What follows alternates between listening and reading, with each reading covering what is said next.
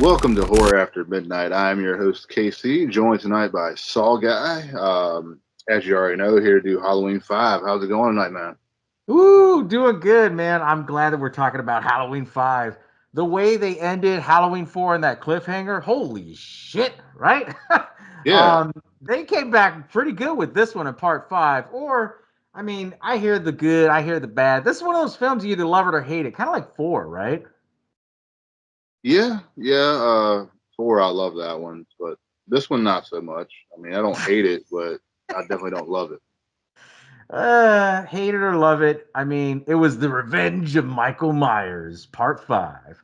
I really like this film because it was a little bit different. I mean, before we start off with the horror review and everything that we're going to do on this film was directed by Dominic Othen Gerard, is how you say it. Of course, it starred Donald Pleasance, Daniel Harris, Ellie Cornell, who later on would play in what was that Sega video game? Land of the Dead, Day of the Dead. No, Oh, yeah, you know what you want to talk about the video game, like Reload, oh Reloaded. yeah. Those Day of the Dead, I think. So I have to go back. I reviewed those when the Yeah, shit's like another watch. yeah, it was one of those random zombie films, and she was in it, and she was badass in that film. It also stars Wendy Kaplan, who a lot of people forget about, but she was the annoying chick, Tina, Oh Tina. yeah, Oh my god, if you took a shot every time they said Tina, you'd be fucked up in this film.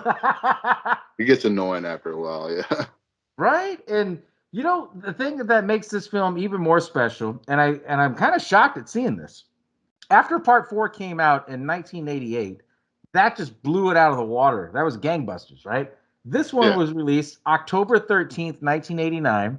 I'm pretty sure it had to be a Friday the 13th that year on a budget of 5.5 million, and it gangbustered around 11.6. So I mean, it more than doubled its budget right then and there and made some hella money.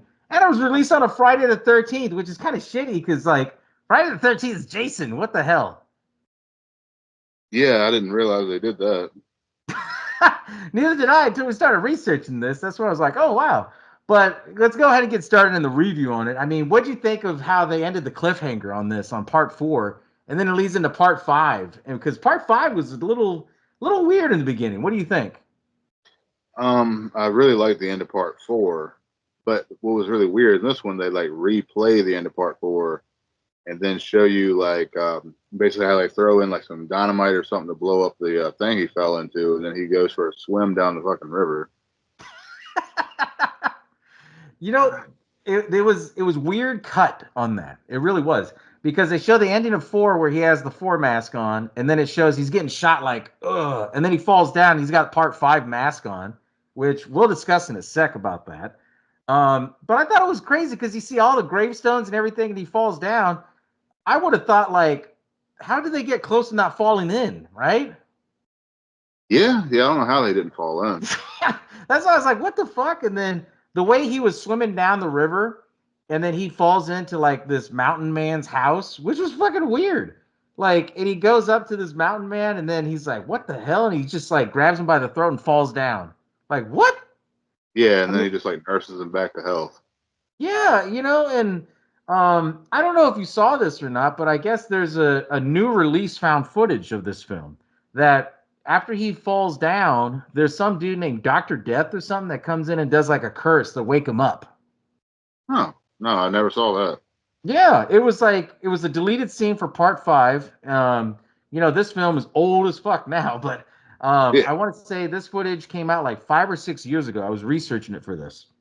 And it shows a guy come in, and his name was Dr. Death, and he does some weird voodoo shit, almost like Chucky, like Adui Dimbella, and fucking like he leaves, and Michael Myers it wakes up, and I was like, okay, well, that would have been cool if they did that because later on you find out about the whole curse and stuff about this, but Yeah. that was kind of weird, right? He just like he's knocked out, and then the guy lived there for fucking what the whole year, and he Yeah, he just took left care of him for like a year. Yeah. he just left him there just to fucking sleep for a whole year. What the fuck, right? Yeah, I doubt they were like hanging out and eating dinner together and stuff. So All I remember is that weird bird. Brrr, brrr. oh yeah. Yeah, but it's with this one, I thought it was kind of, you can kind of see the writing on the wall on this one because it was towards the end of the 80s, of course. This was 89. The thing that sucked, they had to follow the telekinesis thing. They did it with Jason 7. You knew they were going to do it with this one. And okay, I could see it was pretty cool with how, you know, Daniel Harris's character, Jamie, she was in a mental institution because at the ending of 4, she had this weird crazy thing and stabbed her mom, her stepmom, right?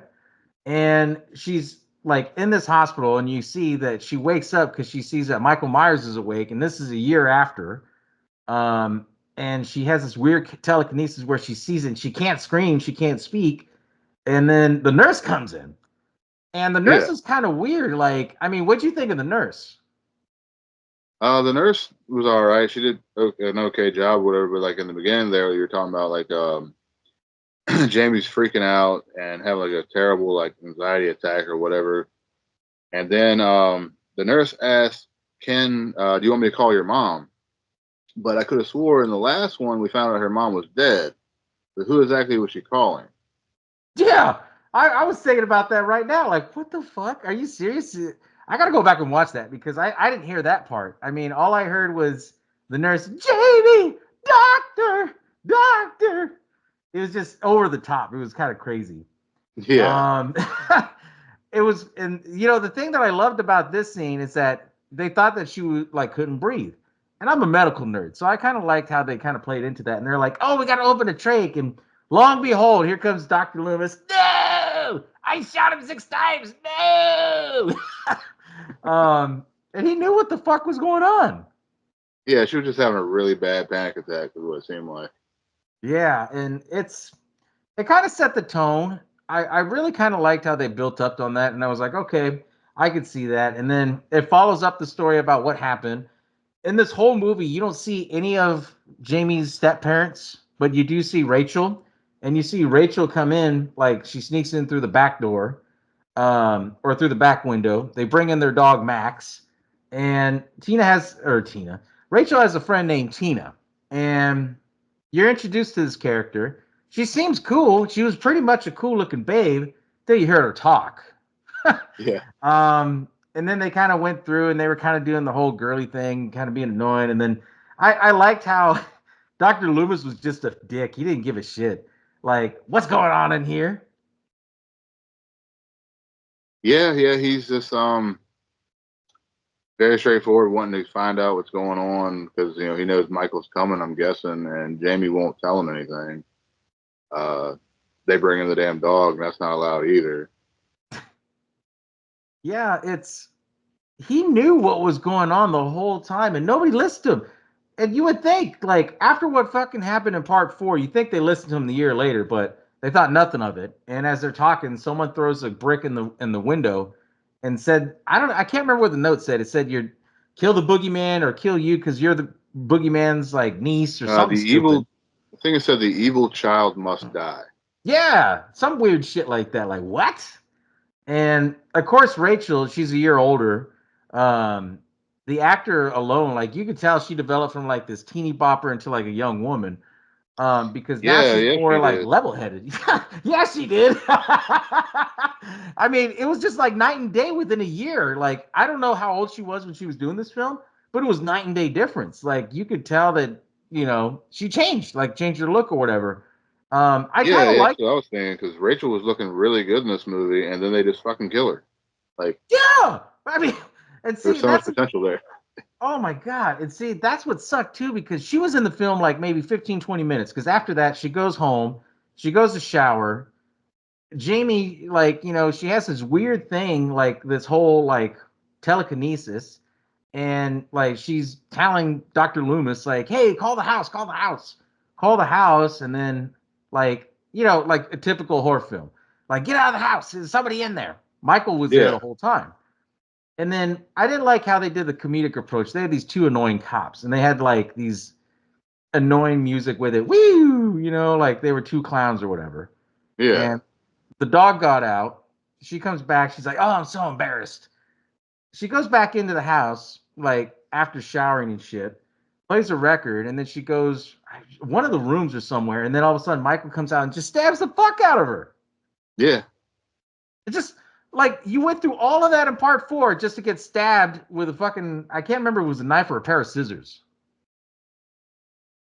I think it was a knife. I can't remember, but it did seem like I've seen that before, in like a Friday the 13th movie where they like played like the end or whatever, and then like the survivor, the last one, gets killed in the beginning of the next one. Did they do the same Yeah. thing on the Friday 13th? Yes, they did. And see, and they did that with Freddy with part 3. And I was just like, or part 4, where they killed off all the Dream Warriors. Like, what the hell? At the time, it was one of those things where if they brought you back for a sequel, you either one are getting killed off, or two, you're carrying the name, or three, they're just gonna shit all over on you. And Yeah. it sucked because Rachel's character, she was a badass in part 4, but they made her like didn't do shit in part 5. And so now everything changed to be where it wasn't just about Rachel, it went to her friend Tina, which as an audience member, like you don't know who the fuck she is, but then you find out about her and her other friend, her blonde friend. You Yeah, that and know, her boyfriend Michael. yeah, he was the biggest douchebag of all horror films. You see how Yeah. he has, he has like an old school muscle ride, and he doesn't even talk, and he's just like a smart ass. And the other girl, the blonde girl, she's talking about going all the way with her boyfriend. It's Oh yeah, Halloween satin night. sheets. The what? The satin sheets. Satin sheets. That's right. They did talk about the satin sheets. Yeah. God damn it. They're playing what's his name? Ron Isley, Between the Sheets. Uh, but yeah, they show a little bit of that backstory about who Michael was and how, well, her boyfriend Michael, and how he tries to, they get a hookup for beer because it's a small town. You know, the other girl, her boyfriend's like, I can only give you one case, man. I'll come back later. And as he's sitting there, Michael just comes up and uses a, what was it, a pitchfork? Scraps the shit out of his card. He's like sweating, like, oh, you want to play? Come on, Yeah, it asshole, was let's something play. kind of like a almost like a hoe, almost like a garden hoe kind of thing, but like Yeah. a little bit bigger. It was weird Scratched how the they, shit out of that car. oh my God. Oh, like I'm squirming at that shit because it was like nails on a chalkboard. Um, but I thought it was kind of cool how it built up the scene because now Michael kind of infiltrated everything, and Tina had bought Michael a mask, her boyfriend, and he was like, "Fuck that! I'm not gonna wear this mask." Well, Michael Myers wasn't stupid, so you find out later on he starts wearing the mask to kind of be in disguise. And while all this is going on, then you hear about like Dr. Loomis like trying to get to the sheriff. And I thought it was cool. They brought back the sheriff from part 4 where he's telling him like, Michael's come back. I shot him 6 times. I tried to take him down to hell with me. Um, he even went as far, and I thought this was fucked up. He told the sheriff, remember what happened to your daughter? And he just goes crazy. I know you don't forget. Yeah, And I how thought it could was you kind of forget? cool, you know? I Yeah. mean, well, not cool in the sense that that happened, but cool with the story continuity. Because how many times do you see a horror film and then they make a sequel and it doesn't follow up from the previous one, right? Yeah, yeah, that's true. Yeah, and I loved it, dude. I mean, honestly, with the story going back and forth on Loomis's side, and then how he was like trying to get Jamie to like listen to him, and Jamie had this weird connection where she's like, "No, he's my uncle. I'm not going to do anything," and she never talks, but she's implied it. And Danielle Harris was great as an actor. I think she was like 8 years old when she did this. Um, Yeah, I'm but not the sure whole her age. I know she was young. yeah, she was a kid. To do all that without talking much was great, but then they kind of played into the story of where Jamie thinks she's doing good, so she does a pageant show for like Halloween or whatever. She has a meltdown because that's when she sees, Michael's vision of him driving all crazy in the freaking hot rod car with Michael, her boyfriend's mask. I think it's a bank robber mask or something stupid. And Yeah, then and she's Tina's like, riding with him. yeah, and then she tells him like, "Oh, you got to go over there to this place, the woman with the big cookie." And that Yeah, kid, man, it was so funny. He was that kid really wanted her. Cookie. um, I mean, that was kind of cute, but it was kind of stupid at the same time. Like, man, um, and then of course Tina, they make you like her, and then they make you hate her because then they bring her to like go see Jamie. Jamie could talk now, And then that's when she's like telling Dr. Loomis, oh well, you gotta stop feeding her lies and fuck you, I'm gonna go to the party. Yeah, basically like what he putting all these ideas in his kid's head and shit. And Yeah. It's like, okay, so they kind of built up the good premise. They go to she goes to the party in the farmhouse. The cops, he Loomis tells the cops, "Well, follow her if she dies." Oh yeah, we'll do that for you. And they kind of had like the comedic thing, which I thought was stupid. That took away from the film. She goes to the farmhouse. Then they try playing tricks on the cop, where like he's running around a Michael Myers mask with a retractable knife and shit. Um, then the other girl, the blonde head girl, she goes all the way with the dude in the barn. yeah, Um, that's what I thought was like, oh shit, okay, this is kind of cool. They found some kittens, you know, and then that's when Michael comes out and he uses a pitchfork and stabs the fuck out of the dude. And then that's when she gets all pissed off, you motherfucker, and then he kills her too with a sickle. oh yeah, yeah, he does. And I thought it was kind of cool because it was a slow burn, and then it got to the point where Jamie and that little boy, they went and found Tina out in the cornfield on the farm. Michael's there trying to drive around and kill him. He fucking hits the little kid. I felt bad, man. The little kid gets hurt, and then I don't know if they ever said he died or not. Um, I then don't he remember that part. crashes, right? Because they show the kid, where he's like, ah, ah. Um, and then afterwards, like they show that the car crashes because he's trying to get Jamie. He wakes up, tries to go after her. Then Tina like sacrifices herself, and it's the whole no, Tina, no. I mean, Yeah, they really want you to feel for Tina, but you can't because she's a bitch. Uh, the whole thing could have been avoided if she listened to Dr. Loomis, which goes back to the whole Dr. Loomis thing. Um, but I don't know, man. I mean, I really did like the twist, and then about how she finally agreed after everybody got killed. Okay, I'll help Loomis.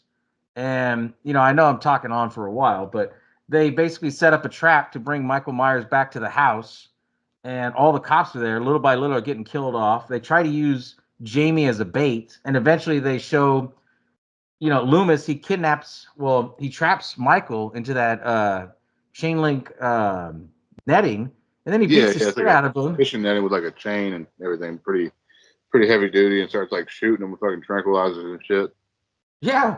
And then like he gets knocked down, he passes out because he's old as fuck. And then they actually kidnap Michael Myers where he's at the end, and he's sitting in the jail cell. And the ending was fucking great. I love the twist because they kept showing this dude dressed in black and he had spurs on, and then all of a Yeah, sudden, his fucking boots with the damn metal tips, like a fucking little douche. like a douche, it was Like I don't know, Beetlejuice, I've never seen anybody walking around wearing that kind of shit. dude. It was Beetlejuice. He was letting the juices loose. Oh my god, those are fucking road stopper boots, man. Oh, that shit was funny, but they kept showing him walking around, and it's like, okay, what do you think about this guy? And then he goes into the police department and he shoots and sprays everybody, helps Michael break out, and the ending is where Jamie's walking around and everyone's dead, and she's like, no, no, and it ends. And I thought Yeah, that was kind of cool. yeah, man, it had some cool parts. Some parts I just didn't really get or understand. Like they introduced the mark of the thorn, but when did Michael go to a tattoo shop and get a damn tattoo of a thorn on his wrist? Like when did that happen? Yeah, that was.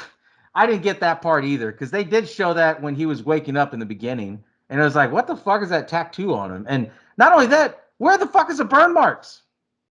Yeah, yeah, that too. Yeah, I Yeah. think they just like let a few things slide.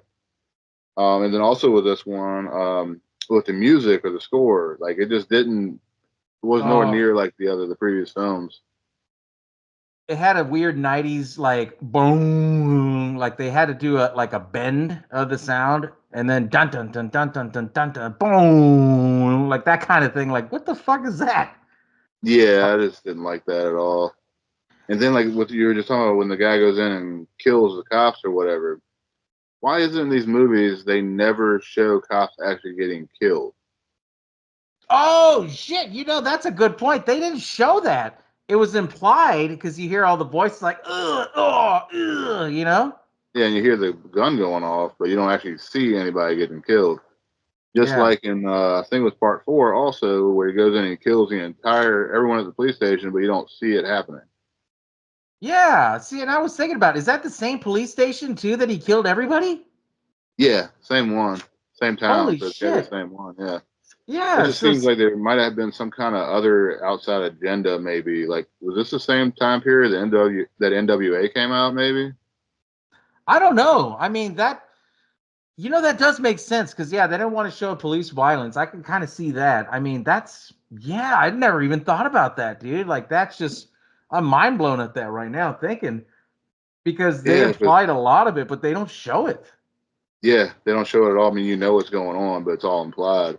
I was just Yeah. thinking, I can't remember what year the NWA came out, but when they came out, they had that one song about the police, um, and they weren't supposed to, perform that song live anywhere. And I was thinking maybe that with movies also they weren't allowed to kill police, possibly or something. Yeah. I mean, it could have been because there was a lot of crazy shit at that time in 89, 90, 91, because that's when all that stuff was coming up. Um, But maybe who yeah, knows? Yeah. I know. I never thought about that, dude. Like that's crazy. The other thing I know a lot of people gives this movie a shit about is not so much the story and how it changed from Rachel to Tina, the fact that it was the weird telekinesis. A lot of people don't like the fact that they fucked up Michael Myers in a sense because they do show him on Masked and he has long hair and he's not fucking burned. That's one. And Yeah, he's two, crying like a little bitch. yeah. I mean, yeah, they show him crying. I mean, they It's tried supposed to to be Michael humanize a Myers. I mean, why monster. is he crying? Yeah, I mean, you can't humanize a monster. Come on now. John Carpenter knew that shit. The other thing that gets a lot of shit is the mask, which, I like the mask for this one because it's more streamlined, it's more skinny. It kind of fits with the fact that, like, in part four, the mask was like super thick and it was kind of swollen or fat. But then Yeah, like going in through the water and then sweating and then heat and cold, and it kind of shrunk up and it fucked up the hair. Okay, I like that, but it looked really weird and it didn't even look like William Shatner's face at this point, didn't it? yeah. It definitely looks different, and it gets even worse, I believe, in the next one. I like part six's mask. I'll give you that one, but part five, like, it had too much neck. Honestly, like there should have been more Yeah, I can face, tell. less Yeah, neck. from your background, yeah, definitely got a lot of neck there. Yeah, look at that. Like, Yeah, damn, look at that. He's a long neck, dude, like a friggin' giraffe. yeah, But I mean, for this film, it was one of those ones that you either loved it or hate it. I remember seeing this film all the time because AMC would do the horror movie fests, in the late 90s, early 2000s. And I loved watching it because they would put this shit on repeat. And it was always Halloween 4, 5, and 6, yeah, which, part 6 is going to be another one that we're going to be reviewing for y'all. So if you like, if you like that one, because I know a lot of people like 5, 6, 4, and 4, 5, and 6, they pretty much call it the Curse of Thorn. It's the Thorn series or the Thorn timeline. But I mean, if y'all like that, give us a like, subscribe, comment below. Let us know what y'all think about that because I mean, it's hit or miss. I think I've seen for part 4 and 5. But I mean, any final thoughts that you got to say on part 5? What do you think about it? Part five, like when I was like a kid growing up, I loved it, but the older I've gotten, the more I don't like it as much. It's not terrible, but it could have been a lot better. For this one, being generous, I'd probably give like a 5 out of 10. Damn, damn, a 5 out of 10. Ooh, I It's feel one of bad. my least favorite Halloweens out of all the whole series. Oh no, no, no, no, no, no. We got so many fucking Halloween films to talk about, dude. This cannot be the worst. We'll see. I guess we got a lot to go. So Damn. You're right. You're right. We do. My rating on it, I was actually a little bit more generous. I gave it a 7 out of 10. Like, because it holds a place in my heart. It's one of those random ones. Like anybody who's never heard of fucking Michael Myers and their kids or young or whatever. I mean, every teeny bopper and kid seen this one because it's the late 80s, early 90s. It had that cheeseball kind of feel for it. So it's got a special place in my heart. I got to give it a 7 out of 10. But I mean, we'll see what happens when part 6 comes around when we start working on that one, right? yeah, next time. Hell yeah. So in the meantime, fuck it. Let's go watch Halloween 6.